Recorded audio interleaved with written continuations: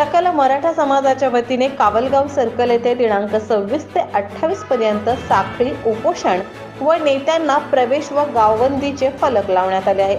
या साखळी उपोषणात कावलगाव, आलेगाव, पेणूर, रुंज, धानोरा, मोत्या, कळमुळा, पिंपरण, पिंपळा ते चौगेफळ, सोन्ना, सातेफळ या 11 गावातील मराठा समाज बांधवांचा सहभाग असून जोपर्यंत सरकार आरक्षण देत नाही तोपर्यंत हा लढा सुरू राहणार आहे, असे काही मराठा समाज बोलताना म्हणाले। प्रधानमंत्री नरेंद्र मोदी हे महाराष्ट्रात आले होते, पण महाराष्ट्रातील भाजपा किंवा मुख्यमंत्री, उपमुख्यमंत्री यांनी मराठा आंदोलनाबाबत सांगितले नसल्याने प्रधानमंत्री नरेंद्र मोदी यांनी मराठा आरक्षणावर साधे भाषणही न केल्याने महाराष्ट्र सरकारचा निषेध नोंदवत आगामी निवडणुकीत त्यांना जागा दाखवू असा इशारा दिला। तर जरांगे पाटील हे दिनांक 28 तारखे रोजी पुढील आंदोलनाची दिशा ठरवणार असून तोपर्यंत आमचे साखळी उपोषण सुरू ठेवणार आहेत। 3 दिवस या उपोषणस्थळी वेगवेगळ्या हरिभक्त पारायण महाराजांची कीर्तने सुरू आहेत। या उपोषणाला भेट देण्यासाठी कावलगाव सरपंच नारायण भाऊ पिसाळ, शहाजी देसाई, श्रीधर पारवे, गजानन धवन, कोंडीबा सोनटक्के, कहाळे सर यांच्यासह आदींच्या भेटी देऊन बाटीबा दिशवेल आहे। शिवाजीराव सरावते या साखळी उपोषणासाठी वरील 11 गावातील मराठा समाज बांधव परिश्रम घेत आहेत। मला तर वाटते खरं तर मुख्यमंत्री एकनाथ शिंदे साहेबांनी जरा डोक्यामध्ये घेऊन विचार करावं की आम्हाला तातडीनं आरक्षण द्यावं, कारण आम्ही 40 दिवस वाट बघितली। आम्ही दसऱ्यापर्यंत आम्ही सणसुद्धा आम्हाला साजरा करावा वाटला नाही की आमचा सोन्यासारखा सण की आम्ही आरक्षणाची इतकी वाट बघितली की आम्हाला देतील म्हणून, पण त्यांनी दिले नाही आम्हाला 40व्या दिवशी आरक्षण। आम्हाला भाग पाडलं की डबल उपोषण करा म्हणून।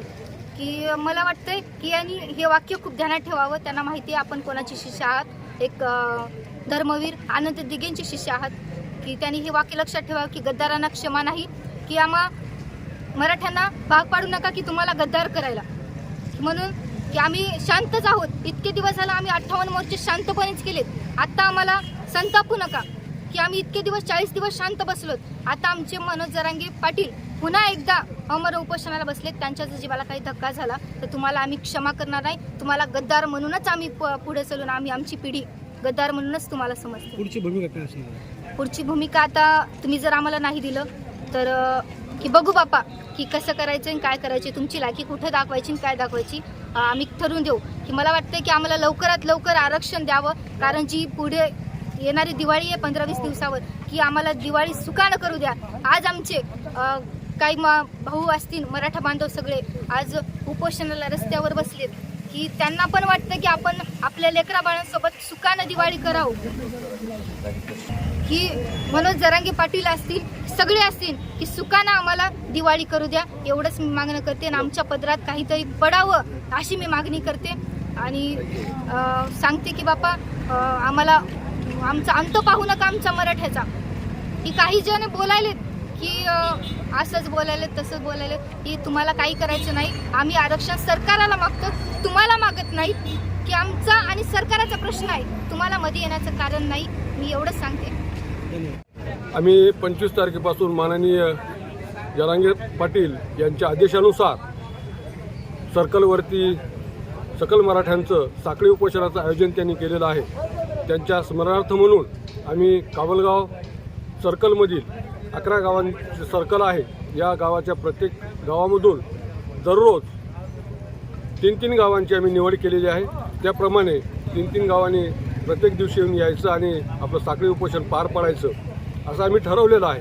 आणि त्यानुसार आजचा हा 3रा दिवस आहे आणि आज आमच्या येथे 3 गावांचं साखळी उपोषण चालू आहे।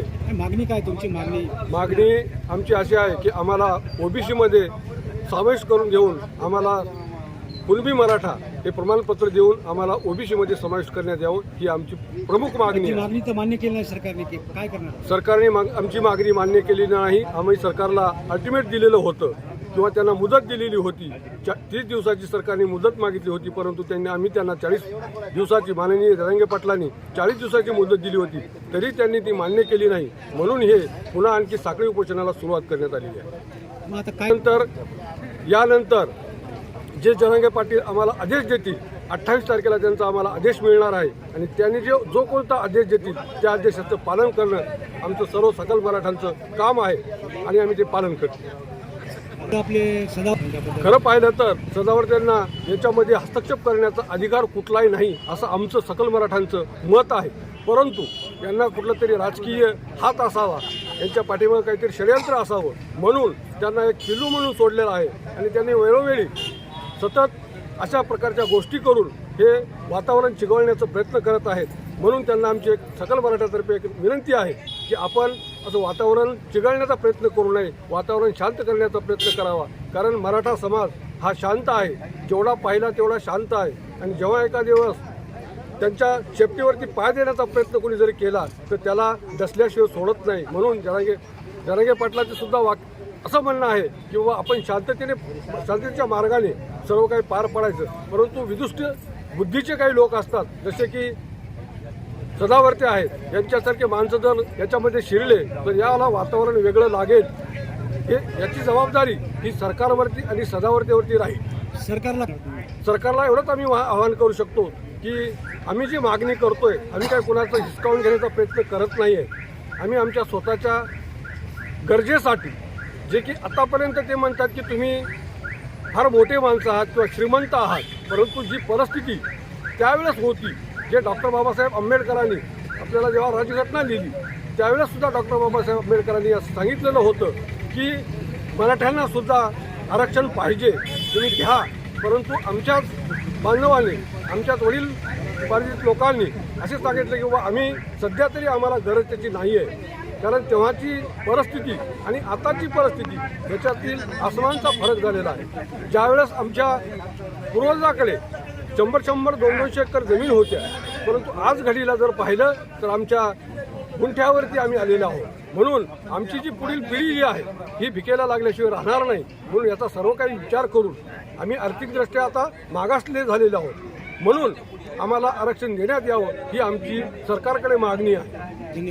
आमची बऱ्याच दिवसापासूनची जी मागणी आहे तीच आहे की मराठा समाजाला कुणबी समाजामध्ये समावेश करून मराठा आणि कुणबी याची जी तुम्ही खोड केलेली आहे, तुम्ही आतापर्यंत जेवढे तुमच्याकडं जातनिहाय जनगणनेनुसार किंवा जातनिहाय तुम्ही आरक्षण दिलेलं आहे त्याच्यामध्ये जाती, पोटजाती, उपजाती आहेत.